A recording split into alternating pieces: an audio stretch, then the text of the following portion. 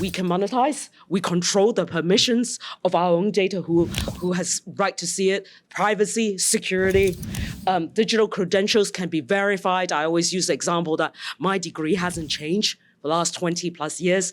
It's not going to change again in the 20 plus years. Every time I have to go somewhere, get a new employment visa, do business, they have to verify that I'm still who I say I am. I have the same education credentials. Well, Betty in admissions in my university must be really busy for the hundreds of people that have to answer the same phone call over and over and over again. I'm sure they have better things to do. In the same way that there's digital identity, there's also digital assets that is going to be critical. Next slide, please. So digital identity globally for Web3. There are many, many countries embarking on this. As you can see here, there's the map around where is digital identity being discussed, being implemented globally, what are the standards, and also how that relates to digital assets. One of the most important aspects of the growth of the global economy is really all about the digital economy. And Philippines being a huge hub of actually technology skills, it's rare to find such a place with this much technology skills.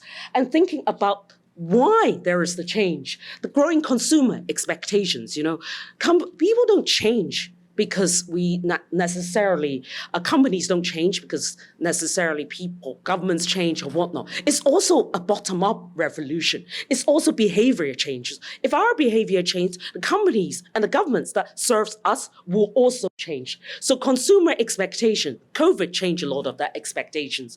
Thinking through, now we can do things remotely. Why do I still need a piece of paper? What does that piece of paper help me do? Why can't it be digitally native, not just a PDF format, not just a digital format of the paper? Because that's not good. We need to have things that are much more akin to what it should be. Growing adoption of Web3 use cases, of course, technological advancements, and increasing need to address data protection and fraud. Yesterday, I was talking about security. And this, with greater digitalization, there will be greater fraud and greater risks. But with that, it doesn't mean we don't improve. It means that we need to improve on security or to protect ourselves and in embracing the future of the digital economy. Next slide, please. So in order to get to sort of Web3, digital assets, there's a lot of discussions in the press, that sort of thing. But digital ID and digital assets are two things that go together. Think of your credit card, any of your payments capability. If it's not accepted everywhere, no one would take it out. You will never take your card out. In the same way that if your passport isn't accepted everywhere, your ID isn't accepted everywhere, you will leave it at home because no one would trust it. In the same way that the assets and ID are often two things that goes hand in hand. And in the digital world, this is no different. And people need to think of the creators of these systems need to think about the two things that need to go together. And not just one that has stacks of paper to verify, and the other that is purely digital. And aspects of things like digital sovereignty is going to be a big trend in the coming years. How do we manage digital sovereignty for different countries with different global geopolitical changes as we move forward? Digital sovereignty will be a big thing. And therefore, going back to security, identity, digitalization, managing your privacy is going to be very important, not just for individuals, but for companies and for governments. So next slide, please. So tools like digital identity and digital assets, as I said, goes hand in hand. So, but how could that get achieved? Many companies globally have looked at different ways of looking at blockchain infrastructure. It was a very big buzzword for a while. But we have also seen lots of different silos. How is that better than what it used to be? It's still walled gardens. So think about the next evolution of technology that is already happening right now. It's more multi-layered level infrastructure. There's some private, there's some public. It's not binary. It's not one size fits all. There will be much more hybridization of infrastructure, of some will be permission and private, some will be public, and that's normal. And all of it has to work together. And that aspects of all or nothing, a zero-sum game is not gonna work. Common standards are very much coming into play. For example, in the EU, EIDAS 2.0 already incorporates the key tenets of decentralized ID. And this will become a common wallet will also be coming into play as we look at cross-border identity going forward. Next slide, please. Some of the key elements of digital identity I'm not going to go through. I think that was mentioned earlier in the last presentation. But really important to think of choice and how we think through users have a choice to share their data, what they want to share. If I want to share everything, that's also my choice. And how do we engage, have things like, for example, in the EU, in IDAS 2.0, we have selective disclosure to say yes or no. I want to share this much information, but not the others. Is it yes? Is it no? Am I over 18 to enter a bar? Am I not over 18? Do I live at this address? Do I actually take that medication when I go into a pharmacy? So on and so forth. Next slide, please. Identity is not just about people. It's also about things, about companies, how companies pay taxes, for example.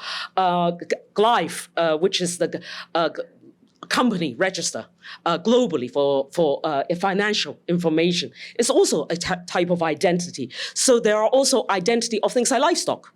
To think about, as downstairs there was lots of discussions around halal meat, halal trade. How do we think about the identity and the digital twin of those interactions? To actually, same principles can be applied for how you do export of identity of meat versus people. In that sense, it's not that different. So thinking about the flexibility of that technology and what other use cases, I wrote the standards for identity of cars, actually for the US. So it's something that are actually using exactly the same capability can be applied to things like supply chain also. So the tech stack is actually very flexible. Next slide, please. So what is this decentralized? It's not about one or the other. It's really about augmenting centralized system that every government will have and continue to have. But interoperability between different governments to government, different private sectors, one government to another private sector of a different region, those are the kind of play where sometimes centralized systems will struggle to cope with because it's not the same trust basis. So adding in an extra bit, so to speak, to enable interoperability and data sharing between, say, I'm moving, say, from UK to Philippines, but I still need to access, let's say, my new account in Philippines, need to access my UK credit record and enable me to rent somewhere here, then that data can be shared and can be trusted. And those are the kind of use cases where decentralization really, really helps to augment the centralization. Next slide, please. So some key principles is, I think, portability is key. Just like the example I mentioned, I've lived in the US, I've lived in the UK. One of the examples I used to use, I was previously globally for Accenture for identity. And one of the things was I moved from UK to US. I couldn't open a bank account for 3.5 months. I had no money. As a global MD, no money, being relatively well paid, well educated. I couldn't fill my own prescription. I couldn't get a car. I was living in Texas, so you can't walk. You can't open a bank account. Imagine, bad for me as a relatively well-paid professional, how difficult must it be for other people who isn't as well educated, have access, so on and so forth. Imagine those people who just got shipped out. What do they do? So thinking of that aspects of portability, what if I can rent my apartment? I moved from then Texas to New York. I had to pay a year's worth of rent upfront in cash in New York because I could not port my credit records and they wouldn't accept it. Same country wouldn't accept. Never mind the different cross-border use cases. So think of that for the people that have to travel in an increasingly global world. So next slide, please. Some of the benefits I think I already mentioned in terms of whether it's fraud, whether it's extensible use cases, portability, user experience, the aspects of going into the digital world being digital native, whether it's gaming, whether it's financial inclusion, without digital identity, there is no inclusion. People don't get the right access to things if they can't prove who they say they are. So next slide, please. One of the things we're building is an identity solution that is a decentralized ID solution that's aligned to W3C standard, which is the global emerging standard for a decentralized ID on blockchain. And that can be used and augment along with existing system. Next slide, please. And what does this mean for the Philippines? Next slide. So we already heard lots about the super app, huge fan. And I think this can be augmented in additional context to go into using the super app for cross-border, for thinking through how can you do seamless travel with facial recognition, and in future for people who need to cross border to work in other countries, for verifying that an individual who now say who was educated in the Philippines, Filipino going to work in say Dubai, that they have the right education credentials without having to call up the old university, for example. So next slide, please. Other things that can be augmented from whether there's health, whether that is education, skills, so on and so forth, without actually calling someone, without actually all of that verification. Imagine how much cheaper and faster that would be for the individual. Next slide, please. Of course, skip past this very quickly. Already mentioned this. We have this live for some of the training that we have done here in the Philippines already on, and it's actually education certificates issued on blockchain, issued on public blockchain, and can be verified already. Next slide, please. And things like know your business rather than KYC. Small businesses, every time you don't have to submit so many of the stacks of paper. Of course, that's already been digitalized here in the Philippines. But what if they have to trade with other countries? Then it's a pain all over again. Think of how that cross-border aspect could become. Next slide, please. And disaster relief in the region, for people who need to cross from one region to another, making sure that the benefits go to the right people. The UN has been looking at this heavily from UNHCR, who's my former client, to look at how they do disaster relief and make sure that the right relief help support gets to the right people in terms of cash, so that it's not often taken by the village chief, the local community chief, and it gets to the right individual, the women, the children, so on and so forth. Next slide, please. And some of the use cases I already mentioned, that there are lots, whether it's healthcare to real estate and others. But I'll leave you with next slide, please. How can we make this real? Well, identity, I think, already recognized as a public good. Commitment from the government already here, which is great compared to many other countries in the world. And augmenting to think through the next evolution of what digital identity looks like in the region and globally. Private sector engagement, and how do you then enable the private sector to engage between themselves cross-border? Next slide, please. So I'll leave you with the one last thing. Sir Tim Berners-Lee, the inventor of the internet, said, well, internet was created without a trust layer, without identity. And that's why in Web 2 and Web 1, we have all these problems that we have. So in order to get to a trusted environment for a real world of true digitalization, we really need a trusted identity.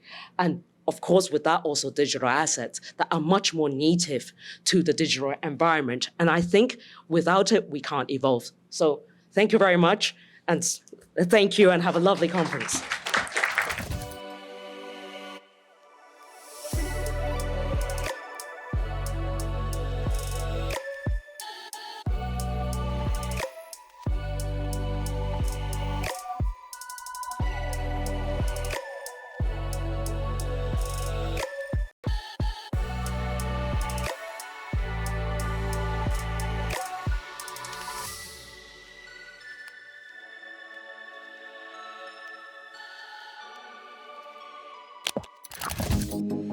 Bitcoin mining, Bitcoin wallet, blockchain, stablecoins, MetaNet, the evolution of money.